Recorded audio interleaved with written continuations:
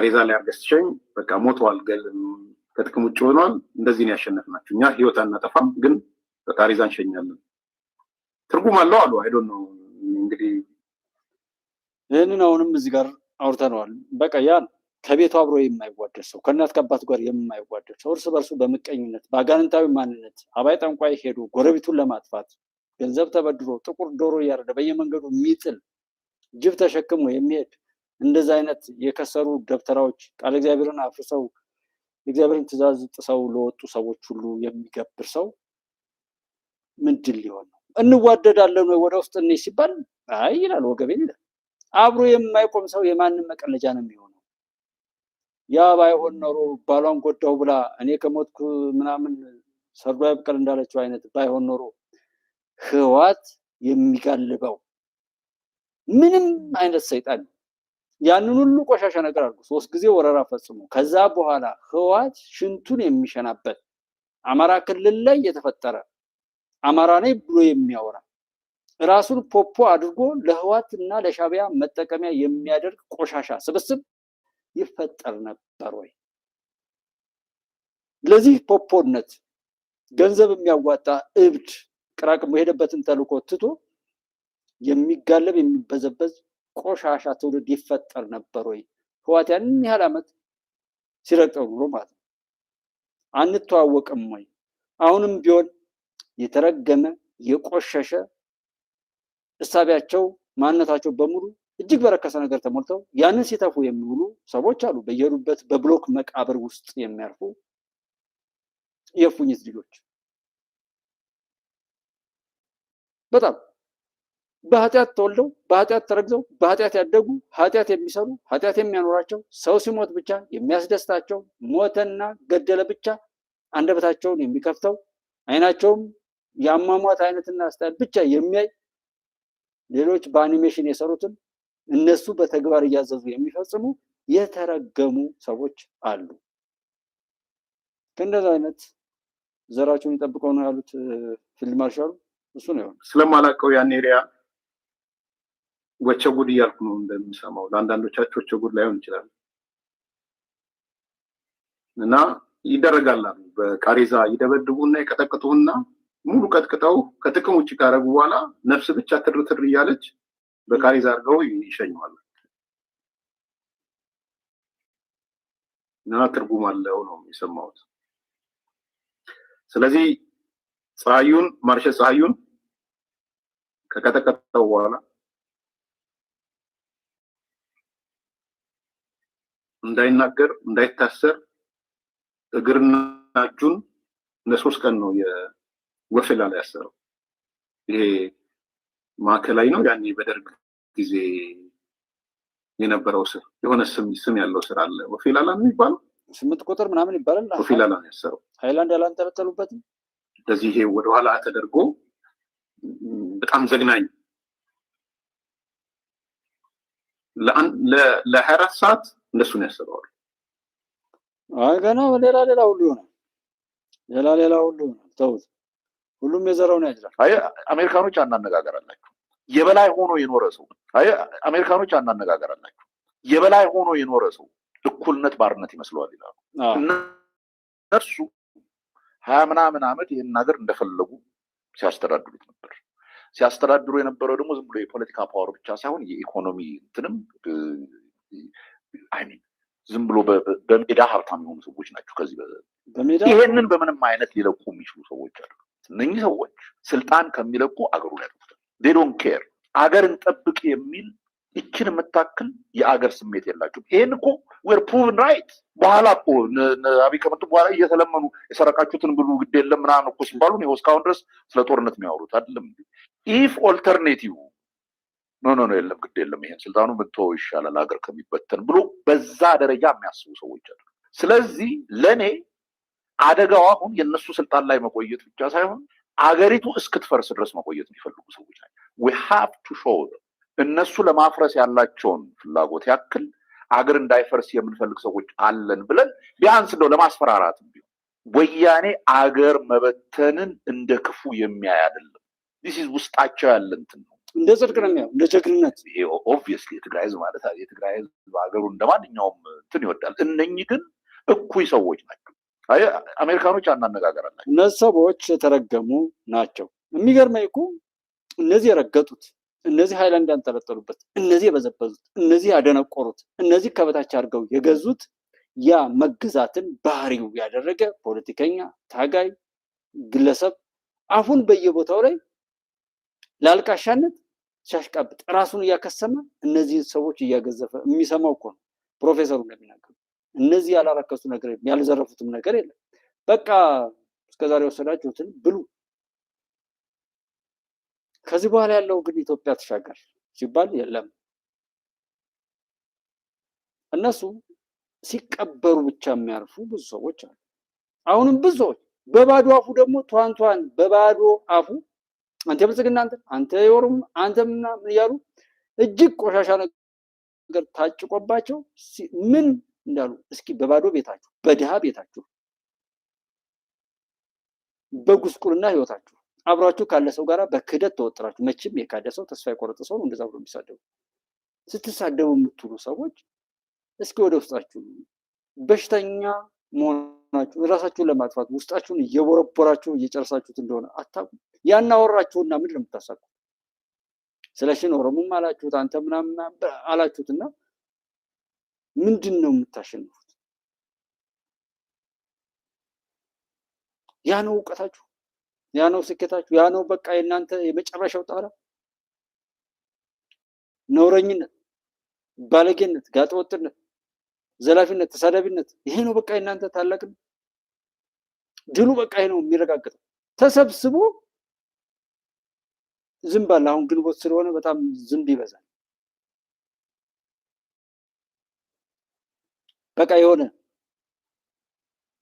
የሞተ ነገር የሚፈልግ ልክ እንደዛ ብዙ ዛሬ አሁን አሜሪካ ውስጥ ነው እንደዚህ የሆኑ ዝንቦች ዛሬን እንኳን የማያውቁ እዛ ያሉ ለፍተው የሚያዝሩና ታምር የሚፈጥሩ በእውቀታቸው በአቅማቸው የሚሰሩት ወንድሞችን እነሱ ጋር ፓራሳይት ሆነው ለመለመን ለኢትዮጵያ የማይድንቁ ስል ሆነው የሙቀጫ ልጅ ሆነው የሚጮህ ሰዎች ሰልፍ አዘጋጅተው ታምር ፈጠር ምናምን። ታምርን ብላ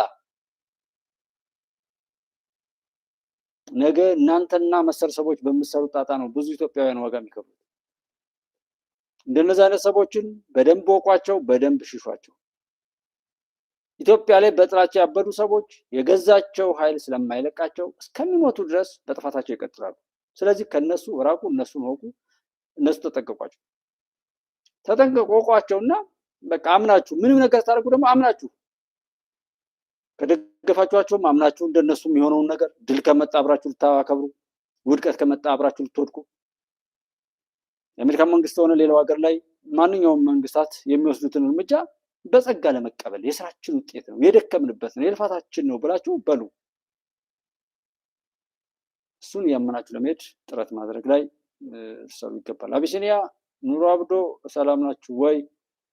ኬክስ ኢትዮ ሰላም ብያለሁ። አብራችሁ ያላችሁት ወንድሞችን ጉባኤ ኢትዮጵያ ላይ ይሄ ቄሳርን ለቄሳር ነው። አብራችሁኝ ሆናችሁ የኢትዮጵያን እውነት በቻልነው አቅም ተናግረን ከወደቅንበት ተነስተን ክፍተታችንን ሞልተን ዳግም ጥፋት እንዳይመጣ የምንችለውን ሁሉ እንድናደርግ አብረን እዚህ ጋር ለመነጋገር የመጣችሁት ወንድሞችን በሙሉ በኢትዮጵያዊነት በሰውነትና በአቀኝነት ስም ፈጣሪ ያክብርልኝ ማለት እፈልጋለሁ።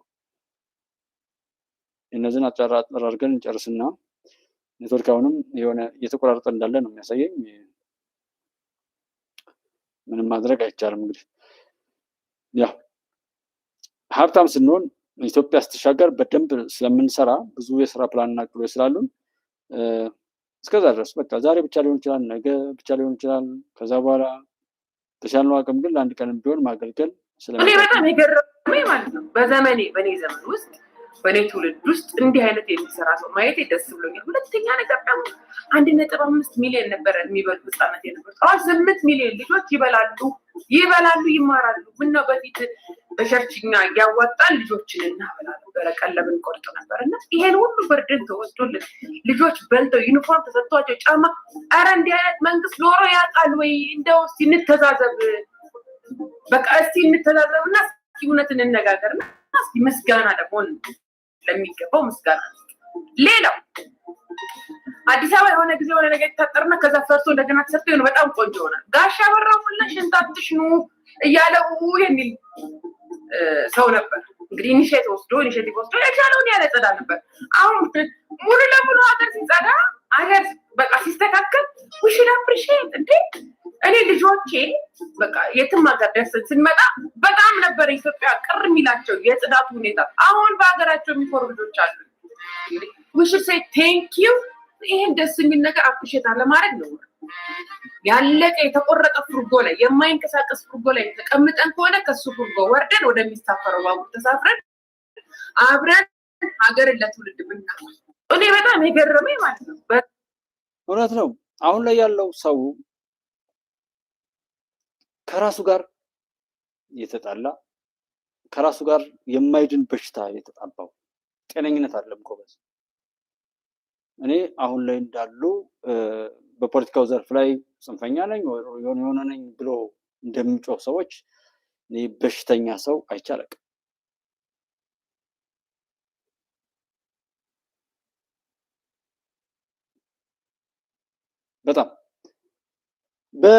በጣም እንደነዚህ አይነት በሽተኛ አይቻልም። ከሸይጣንና ከምን የተደቀለ ነው? ከሰይጣንና ከአህያ የተደቀለ ነው? ከፈረስን እንበለው። አንዳንድ ሰዎች በጣም እንደነዚህ ሞገስ ምናምን የሚባሉ እዚህ እኮ ትዘጋለህ እኮ ምን ብሎክ የሚባል እንትን አለ። ምን በዛልክማ አትጥገቡ እንጂ ይህ ስርዓት የለሽ ነውረኝነት ምናምን እንትን እንደሚለው አይደለም ወይ? እኔ ደግሞ አመሉ ይመጣበታልና ኔትወርክ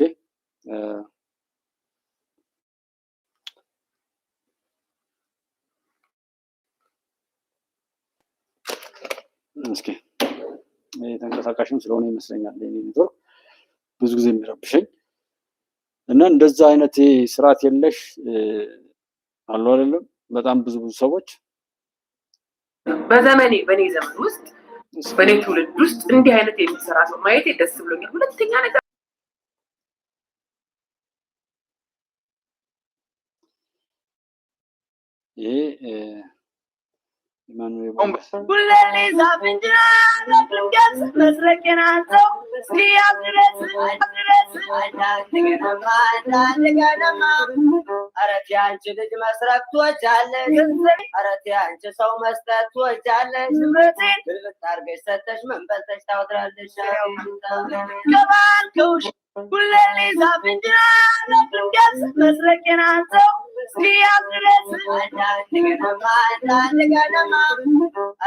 ዘሜን በደንብ አድርገው ነው እዚህ ጋር እንደው የቀወጠችው። ዘሜ ሴት ብትሆን ያዋጣታል ማለት ነው። ለማንኛውም ሁሉም ነገር እንደማይቀየር ሁሉ ነገር ሰላም እንደሚሆን በኔ ዘመን ውስጥ በኔ ትውልድ እንደሚጠፋ ማረጋገጥ እንችላለን። ከዛ የሚቀየር ነገር የለውም። ዛሬ እኔ ከዚህ በፊት በዘመነ ካሴ የት ነበር ካላችሁ አዲስ መሶብ ሄደን ነበረ። እዚህ ለጥፋት አለው እዚህ አንዳንዱ ለፈጣሪ ኮማንዶ ነኝ ይላል። ፈጣሪ ደካማ ስለሆነ ኮማንዶ ሆኖ ስፔሻል ፎርስ ሆኖ እኔ ካልጠበቅኩት ይላል። አንዳንዱ አደምን ሲያታልል ከላይ ይሆናል ብሎ ያስብ። ደመቀን ሲያታልል ከላይ እታይ ይሆናል ብሎ ያስብ። ስለዚህ በህግ በታሪክ በህሊና በፈጣሪ ዳኝነትና ፍርድ ውስጥ ራሱን ያቆመ አመራር መሆን አለበት። ሌብነት ህግ ልንሸውድ ይችላል። የሶስት ቀን አበል ወረቀት አስተካክለን የአምስት ቀን ማድረግ እንችላለን። ህግን ሸወድ። ታሪክ ጋር ሲመጣ ይሄ ሰውዬ አመራር ሆኖ ዞናችንን ሲመራ ከተማችንን ሲመራ ምን አመጣ የሚለውን ያው ታሪክ መንጥሮ ያወጣዋል። ታሪክንም ብንሸውድ ህሊና አለ፣ ከዛም ሲያልፍ ፈጣሪ አለ። አራቱን ፍርዶች በከፍተኛ ደረጃ ታሳቢ አንዳንዱ ታሳቢ ማድረግ ነው። ደግሞ ትንሽ ዘና እንበል ከተባለ ደግሞ አንድ ብዳለ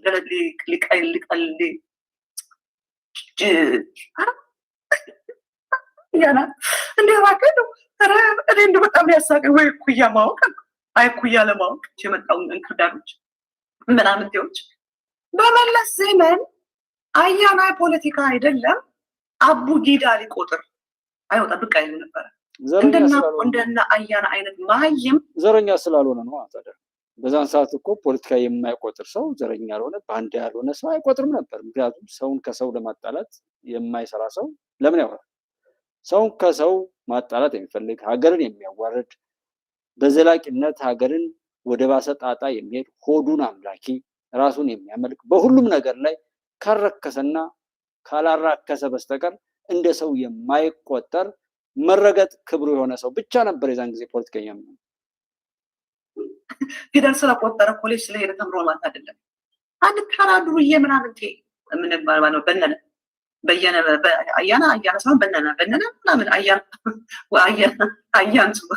አያና ማለም አያንቱ እና አያንቱ እኔ እንደ ወንድ አድርጌ አላያቸው። እነዚህ በፍጹም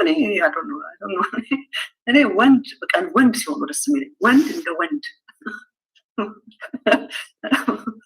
ይቆጣኛል እንጂ ሳሚ ወንድ ብዬ የምጠራው እንደ ሳሚ የሆነ ወንድ ነው። ወንድ በቃ ወንድ ማለት እንደ ሳሚ እና እነዚህ እንደና አያንቱ አይነት ቆይ ግን እንደው ይቺ ልጅ ወንድ ነኝ ለማለት ባለፈው እርሚያስ ጋር እንደዛ ሰው ቀበቶ እየፈታ ሊያሳያት ይፈልጋል። ምን አይነት እንግዲህ የኛ ፖለቲካ እንዴት እንደደረሰ እንደዛ አይነቱ ሰው የሚጫወትበት ይሄን ደግሞ እየተከተለ አብሮት ካለ ሰው ጋራ አብሮት ከኖረ ሰው ጋራ ድንጋይ የሚወራወር መሳሪያ አንስቶ የሚገጥም ደግሞ እንደነዛ አይነት ሰዎች ነድተውት የሚቧሰቅ የሚጣላ ሰው ደግሞ ምን ያህል ውዳቂ እንደሆነ በእንደነዛ አይነት ርካሽ ሰዎች እየተመራ ማለት ነው። ወንድ አይመስለኝም። እና ወንድነቱን በምን ያረጋግጥልሽ? እንኳን ደስ አላችሁ ተብሎ ጮቤ ተረግጦ ድግስ ተደግሶ ጠላ ተጠምቆ ቁርጥ ተቆርጦ ርችት ተተኩሶ ይሄ ሁሉ ተደርጎ እነ ደረጃ ተወልድ ያ የብልጽግና ሰራዊት ተረበሸ ተሸበረ። ተመልከቱ አንድነቱን ያ ፋኖ አንድነትን ያቅባታል። ዛሬ ብዶር ምናምን ሲሉ ነበር እነ እንትና እነ ፋሲሌን አለም ሲሉ ነበር። በቃ አለ ምንድን ነው የምትሉት? አያችሁ አይደል የፋኖ አንድነት ይሄንን ዜና 10 ጊዜ ነግረው 10 ጊዜ ነግረው ሲታሪ ሁሉ አሰምረውባታል። ግን ትንሽ ነው ያንሳት አላለች። ስንቱ ሰው አባልጋለች እንጂ ስንቱ ሰው ላይ መጣን እኛ እኮ እንደዚህ ነን ብላ ነበረ። አሜን። ጠላቱን የቦነ መድ አላህ ያርገው። አሜን። አላህ ያድርገው። የበት ይድራል። የልብ አውራ አላህ ያርገው። የልብ አውራ አላህ ያርገው። ከነ ቤተሰብ ከነ ልጆቹ ይጠብቀው። የሰው ፍቅር አላህ ይስጠው። የሰው ፍቅር አላህ ይስጠው። ጥላቻን አላህ ያዝለት። የተቸገረ ሁሉ ሀጃውን ፈቶ ሀጃውን ይፍታለት። አሁንም እንደ ድህነቱ ይዞ አቅፎ አሮጊት እንደዚህ ብላ የምትሄድ ወጥቶ አክብሮ ስሞ ከላይ ጸጋው ይውረድለት። የነቢዩ ሱሌማን ንፋስ ይታዘዝለት። የበጀው ሁሉ ይረከብ፣ የማይበጀው ሁሉ ይመታ። በአውለ ንፋስ ይነሳ። አሁንም ነገም ኮከቡ ያሸንፍ። በመድረክ ላይ የቆመ ለቤክ አላህ ይበለው፣ ለቤክ አላህ ይበለው። ከመሽረቅ ከመቅሪብ ለቤክ አላህ ይበለው። ወደደ ተጠላ ንጹህ ሰው ከመንግስቱ ኃይለማርያም ከኃይለ ሥላሴ ከኢህአዴግ ከሁሉም ዝብዝቃለ። ስለዚህ ነው ሁሉ ምንድን ነው በደግነቱ በርህራሄው ለሰው ስለማዘን ኸይሩ ይዘንለት። እድሜው ይርዘም። ሁሉ ነው ያለው እና ህዝቡ ቆር እያለ ነው። ፋኖ በሌለበት አካባቢ ሰላሙን አግኝቷል። ዱቄት የሚቀርጥ ጤፍ የሚቀርጥ እንቁላል የሚቀርጥ ዶሮ ግሽጣ ስትመጣ አምጣ የሚያስገድድ 1,500,000 ብር 150,000 ብር ሲሰጠው ሂዶ ደም ብሎ ይገድ አጥፍቶ የሚመጣ ገንዘብ ይወቅት ፋኖ ጀግና ነው ሲል አልነበረም ይሄ ልጅ ነው አብሮነት። ለማንኛውም ኢትዮጵያ ትቀጥላለች፣ ጠላቶቿን ሁሉ ትቀብራለች። አፎሻ ነገር ነው ግራ የገባው ቡድን ምንም ነገር ይኸውላችሁ የተመለሽ ወጣት መሆን አልችልም አለቀስ ልጅ እያለን እናለም እንመኝ እናስብና አንድ ቀን ማጥናት ሲገባን በሆነ ኳስ ስንጫወት ጥናት ያልተብናል፣ የፈተና ውጤታችን ዝቅ ይላል። ሃይስኩል ስንገባ ወይኔ ያችን ቴስት ወደፍኛ ቢሆን ኖሮ እንላለን። ሃይስኩል ስንገባ ደግሞ በደንብ ማጥናት ስንችል ጊዜው እያለን ከኳስ አለፍ ብለን ትንሽ ጫትም እንጀምርና ጊዜ ይባክንና ማትሪክስ ሲመጣ ወይኔ አጥንቼ ቢሆን እኮ ሜዲሲን ነበር ማጠናው ኮምፒውተር ነበር ማጠናው እንዳለ ኮሌጅ ደግሞ ገብተን እንዲሁ ፌስቡክ እና ሶሻል ሚዲያ እየጎረጎር ግሬድ ኤ መሆን ስችል ቢ ይሆናል። ሁሌ ሪግሬት ነው። ወደኋላ ይሄን አድርጌ በነበረ ኖሮ ጊዜያችሁን አላቂ መሆኑን አውቃችሁ መጠቀም አለባችሁ። ለእኔም ላባከነ ህልመኛም ጊዜያችሁ መስጠት የለባችሁ። ጊዜና ሲዝን ወይም ጊዜ የምንለው ወጀብ እንደበዛበት ውሃ ነው። ውሃ መፍሰሱን አያቋርጥም። ወጀቡ እንደዚህ ቢገፋው ወደዛ ቢገፋው ውሃ ይፈሳል። መንገድ እየመረጠ ይጓዛል፣ አይቆምም። ሲዝን ወጀብ ይበዛበትም እንደሚጓዝ ውሃ ነው። ወጣትነት ደግሞ በውሃ ላይ እንዳለ ታንኳ ነው። ውሃው መሄድ ላይ አያቆምም። እናንተ በሚጓዝ ውሃ ላይ እንዳላችሁ ታንኳ ናችሁ። ጅላንፎ ከሆናችሁ መቅዘፊያ በሌለው ታንኳ ትሳፈራላችሁ ማለት ነው። መቅዘፊያ የለውም። ውሃው ጉዞ አያቆምም። ወጀብ አለ። አንዴ እዛ ያላጋል፣ አንዴ እዚህ ያላጋል፣ አንዴ እዛ ያላጋል። የተነሳው ድሬዳዋ ለመሄድ ነው። አዋሽ ሳትደርስ ትሞታለህ። ቢኮዝ ውሃው ጉዞውን አያቋርጥም። ጊዜ ጉዞውን አያቋርጥም። ውሃ ደግሞ ወጀብ አያጣም። አንተ ደግሞ ታንኳ ነህ።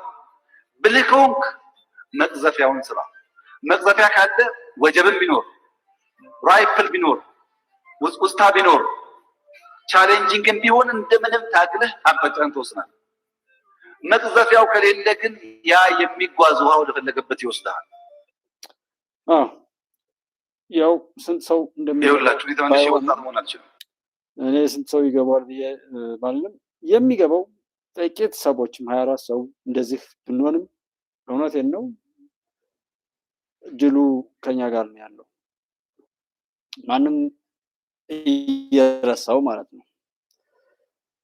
ከመሸ ሪፖርቱ ደርሶኛል ይላል አንድ ወንድማችን። በዛሬው ዕለት አገዛዝ አንቀጥቅጥ፣ የጎዳና አጥለቅልቅ ዋሽንግተን ዲሲ፣ ሜሪላንድ እና ቨርጂኒያ ባካተተው የተቃውሞ ሰልፍ ላይ የተገኙ ሰዎች ብዛታቸው 71 ያክል ብቻ ነበር።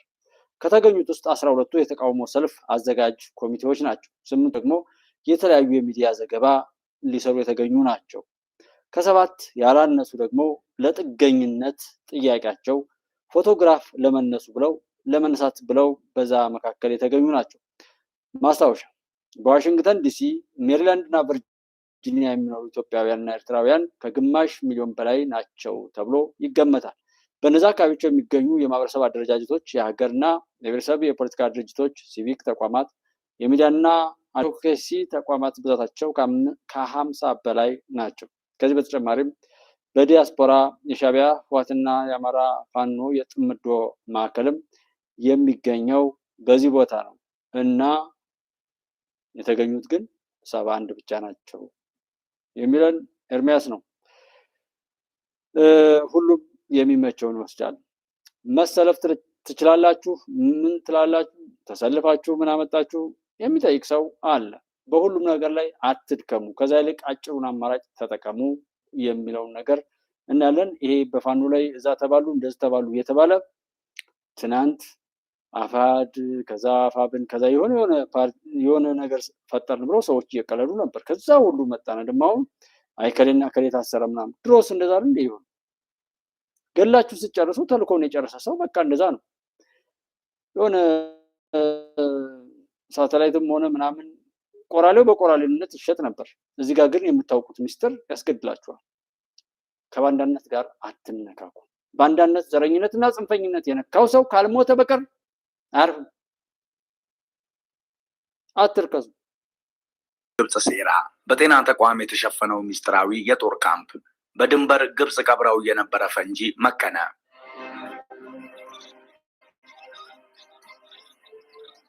አንድ አስደናቂ ተአምር ተሰምቷል። ላለፉት 6 አስጨናቂና እጅግ ውስብስብ የፖለቲካ ሽኩቻ በነገሰባቸው ዓመታት ውስጥ በአፍሪካ ቀንድ እጅግ አደገኛ የሆነው ስጋትና የጥፋት ድግስ ሲዘጋጅ የነበረው በግልጽ በሚታይ የጦር ሜዳ ላይ አልነበረም። ይልቁንም በደቡብ ሱዳን ፓካግ ግዛት ውስጥ ረጅም ግንብ ባለውና ምንም በማይመስል አንድ ግቢ ውስጥ በከፍተኛ ሚስጥር ሲቀነባበር የነበረ የፈሪዎች ሴራ ነበር። በአካባቢው ለሚኖሩ ነዋሪዎች ይህ ተቋም የግብጽ የሕክምና እርዳታ መስጫ ማዕከልና የጤና ጣቢያ መስሎ ታይቶ የነበረ ቢሆንም በአዲስ አበባ ለሚገኘውና ንስርን ለሚያስንቀው እጅግ የላቀ የኢትዮጵያ የደህንነትና ስለላ ተቋም ግን ይህ ስፍራ በቀጥታ በታላቁ የኢትዮጵያ ህዳሴ ግድብና በኢትዮጵያ ብሩህ እድገት ጉሮሮ ላይ የተደቀነ እጅግ አደገኛ ጩቤ መሆኑ በሚገባ ታውቆ ነበር። አሁን ግን ያ ሁሉ የፈሪዎች የጨለማ ውስጥ ሴራና ድብቅ የጥፋት ተልዕኮ እንደ ጉም በኖ ጠፍቷል። የጥፋት ሚስጥሩ ሙሉ በሙሉ በአደባባይ የተጋለጠ ሲሆን ደቡብ ሱዳን ይህንን በታላቁ የህዳሴ ግድብ ላይ የጥፋት ሰይፉን አንጠልጥሎ የነበረውን የግብጽ ሚስጥራዊ የጦር ሰፈር በአስቸኳይ እንዲዘጋና ጠቅልሎ እንዲወጣ በማያሻማ ሁኔታ ትዕዛዝ አስተላልፋለች። የጥፋትና የጥላቻ ዘመን በኢትዮጵያ በማይበገረውና ታላቅ ሀገራዊ ጽናት ስር ተጨፍልቆ ተቀብሯል። እኛ ሰሞነኛዎች ነን። ዛሬ ይህን የተገነባው በማንኛውም መደበኛ ስነስርዓት ወይም ይፋዊ መድረክ አልነበረም። ይህ ግንባታ ኢትዮጵያን በብርሃንና በግልጽ ጦርነት ማሸነፍ እንደማይቻል የተረዳው የካይሮ መንግስት በከፍተኛ ድንጋጤና ፍርሃት ውስጥ ሆኖ የፈጸመው የፈሪዎች ተግባር ነበር። የሁለትዮሽ የልማት እርዳታ በሚል ፈጽመው የሐሰት ሽፋን የግብጽ ወታደራዊ መሐንዲሶች የሲቪል ሰራተኞችን ልብስ በመልበስ የቀድሞውን የደቡብ ሱዳን አማጽያን ማዘዣ ጣቢያ ወደ ከፍተኛ የስለላና የጦር መሳሪያ ማከማቻነት ቀየሩት። ይህንን የጥፋት ማዕከል በይፋ እንደ ልዩ የሕክምና ክሊኒክ በማስመዝገብ ቅዱስ የሆነውን የሰብአዊ እርዳታ ስም ለራሳቸው ርኩስ የፖለቲካ ዓላማ ወደ አካባቢው የገቡት ትላልቅ የኦክሲጅን ሲሊንደሮች እና ታንኮች የሕክምና መሳሪያዎች ሳይሆኑ እጅግ ዘመናዊ ለሆኑ ወታደራዊ መሳሪያዎች የሚያገለግሉ ግፊትን የሚቋቋሙ መሳሪያዎች ነበሩ። እንዲሁም የሰብአዊ እርዳታ ሬዲዮ ማሰራጫ ተብለው የተተከሉት ረጅም አንቴናዎች በቀጥታ የኢትዮጵያን ሉዓላዊ መረጃ ለመጥለፍ የተዘጋጁ እጅግ ከፍተኛ አቅም ያላቸው የስለላ ቴክኖሎጂዎች ነበሩ። የግብጽ ወታደሮች በአካባቢው በሚገኘው ረግረጋማ መሬት ውስጥ ከኮንክሪት የተሰሩ ጠንካራ ምሽጎችን በመቆፈር እና ከላይ በተዝረከረከ ቆርቆሮ በመሸፈን የአካባቢውን ነዋሪዎች ቤት ለመምሰል ቢሞክሩም የኢትዮጵያ የደህንነት መዋቅር ግን ይህንን ሁሉ የሴረኞች ጨዋታ በከፍተኛ ንቃትና እርጋታ ሲከታተለው ነበር። አዲስ አበባ በሰማይና በምድር ባላት እጅግ የላቀ የመረጃ መሰብሰብ አቅም የግብፅን መስሪያ ቤት የድብቅ ድሮን ማረፊያና በቀጥታ ከካይሮ ወታደራዊ ስለላ ዋና መስሪያ ቤት ጋር የተገናኘውን የሳተላይት መስመር በቀላሉ አጋልጣለች።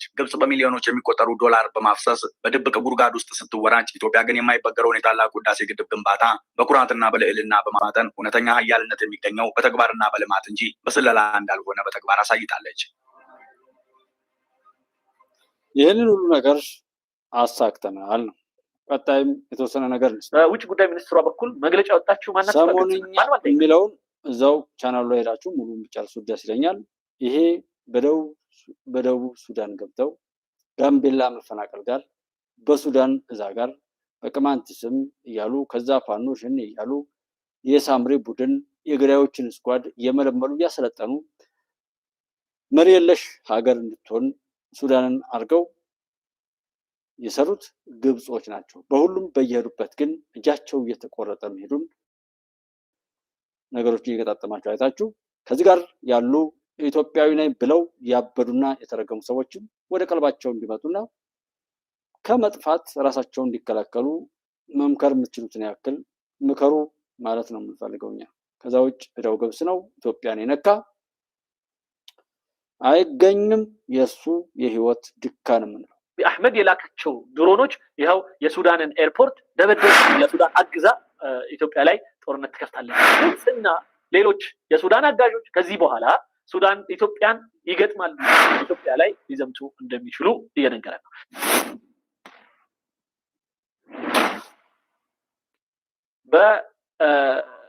በሱዳን በኩል የተወሰደው እርምጃ የድንበር ጥበቃ እና ትክክለኛ የሆነ እርምጃ ነው ብላ በውጭ ጉዳይ ሚኒስትሯ በኩል መግለጫ ወጣችሁ ማናት ሲባል ግብጽ ናት። ማንም አልጠይቃል። ይሄ የሚያሳየው ምንድነው? መጀመሪያው ጽፈውታል ኦልሬዲ። በውጭ ጉዳይ ሚኒስትሩ ሌላው ቀርቶ ለመጻፊያ ጊዜ እንኳን አልወሰደም። ልክ አብዱልፈታህ አልቡርሃን የኛን ድንበር ሲጥስ ልክ ነው የሰራው ብለው መግለጫ ሲያወጡ እኩል ነበረ እና ጉዳዩ ይሄን ያህል ምን ያህል ፊልም እንደሚሰሩ ሱዳንን ልክ እንደ ጓሮ አትክልታቸው እንደፈለጉ በሚፈልጉት መልኩ እንደሚኮተኩቷት የሚያሳይ ነገር አለ። ለማንኛውም እንስማቸው። خلاص غلطوا انا كنت مستنيهم يغلطوا. ابي احمد واثيوبيا ضربوا سياره من عندهم خلاص غلطوا انا كنت مستنيهم يغلطوا. ابي احمد واثيوبيا ይሄ በጣም ለፍላፊ ግብፃዊ ነው። በግብፅ ጉዳይ ላይ ሌት ተቀን የሚሰራ ነው። በተለይ በህዳሴ ግድብ ጉዳይ ላይ ስንት ነገር ሲለፈልፍ እንደነበረ በቃ ይኸው ሊመቱ ነው ምናምን ብሎ ሲዋሽ ሲቀጥፍ የነበረ ሰውዬ ሌላ አሁን ደግሞ ከሳውዲዎቹ ጋር ያይዞታል። ሳውዲዎቹ ጋር ደግሞ ተጣምዶ ምላሽ የተሰጣጡ ነው። ባለፈው ከሳውዲዎቹ አክቲቪስቶች ጋር እንዴት ሲመላለስ እንደነበረ አንዳንድ ቪዲዮዎችን አሳይቻቸዋለሁ። እስኪ ዛሬ ደግሞ ምን ይለናል? ከሱዳን ጋር በተያያዘ ይኸው ሱዳንና ኢትዮጵያ ነው ጉዳዩ። ግብጽ ምን አገባት እዚህ ውስጥ? በብዛት መጮህ ያለበትም ከጮኸ ሱዳን ነው። የሱዳኑ መንግስት በውጭ ጉዳይ ሚኒስትሩ በኩል ተነፈሰ። ያው ያቺ የምታስቀዋን ድራማ ነገረን። አፕሊኬሽን ከፍታችሁ አለ የጦር አውሮፕላን ተከታትላችሁ የት እንደሚሄድ ማወቅ ትችላላችሁ አለ። እንደዛ ካወቀ መጀመሪያውኑ አውሮፕላኑ እንዴት ሄዶ ጥቃት ፈጸመ የሚለው ራሱ አንድ አጠያቂ ጉዳይ ነው። ይህንን ያው ትላንት ስላወራንበት ብዙ አልሄድበትም። እንስማ። خلاص غلطوا انا كنت ይኸው ተሳሳቱ። እኔ እንዲሳሳቱ ስጠብቅ ነበር።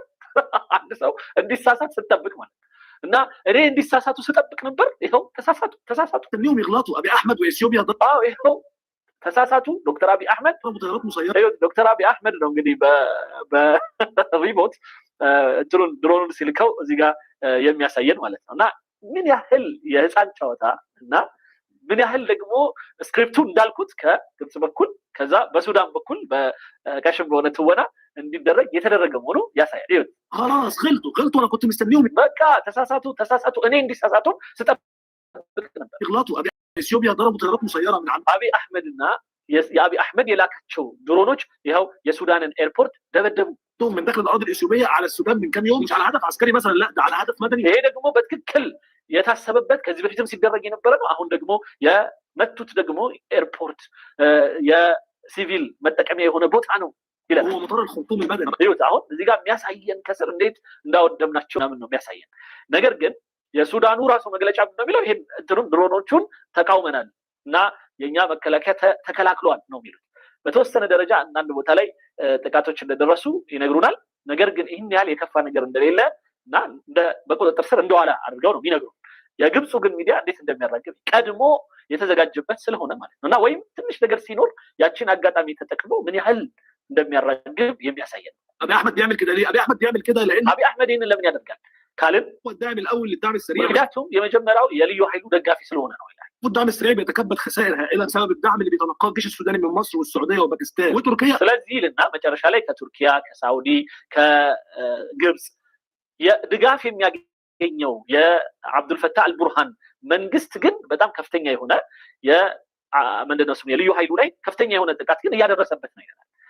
ሲጀመር ቱርኪያ ሳውዲ ቱርኪያም ጨምሮ እንደዚሁ ፓኪስታን ብዙም ስሙ አይጠራም ለምን እሱ እንዳነሳት አላውቅም። እና እንደዚህ አይነቱ የአብዱልፈታህ አልቡርሃን ጉዳይ ውስጥ መሳተፋቸው ልክ እንዳልሆነ የዓለም አቀፉ ማህበረሰብ እያወገዛቸው ነው። ምክንያቱም ሁለት አካሎች ተመሳሳይ ፖዚሽን ላይ የነበሩ ኦልሞስት አንዱ የአንድ ወታደር ክንፍ የሚመራ ሌላው ደግሞ የሌላ ወታደር ክንፍ የሚመራ ግን ሁለቱም በሱዳን መንግስት እውቅና ተሰጥቷቸው ሲሰሩ የነበሩ ናቸው። ይሄ ለምንድን ነው እንደዚህ ሆነው? ለምንድን ነው ግብጽ በዚህ ልክ የምትሄደው? ሱዳንን አፍርሳ በዛ ላይ ደግሞ ከሌላ ጋር ለማጋጨት ምናምን ከተባለ እንዳልኳችሁ ኩባር ኢትዮጵያ ላይ የሚያስታውስ ሰው ካለ ያስታውሳል። ግብጽ በሶማሊያ መጣችን ያለ ወታደር አራገፈች፣ በኤርትራ እንደዚህ ልንገጥም ነው ምናምን እየተባለ በተለያየ ቦታ ሲወር ነው። የኢትዮጵያ እናት አባቶች የኢትዮጵያ አምላክ ባለው መርህ በሱዳን በኩል ነው ጦርነት ያሰበችው። እሱን ደግሞ እድሜ ለእናት አባቶቻችን በሚገባ ተሸክፏል ብለን ነበር። አሁንም እዛ ጋር ከኤርትራ ጋር ጦርነት አንገጥምም።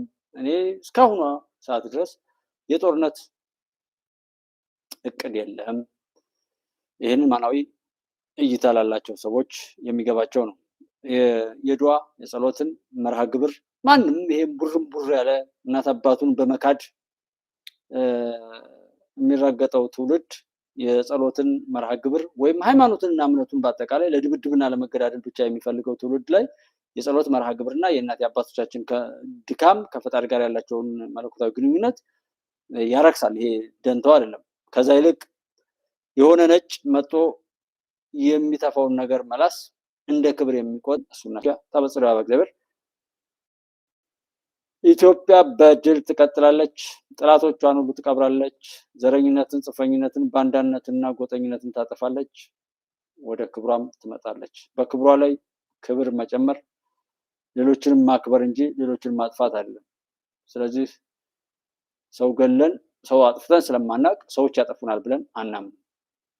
ጥላቻን ማስወገድ ጤነኛ ያደርጋል። ጤነኞች ሁኑ። መልካም ጊዜ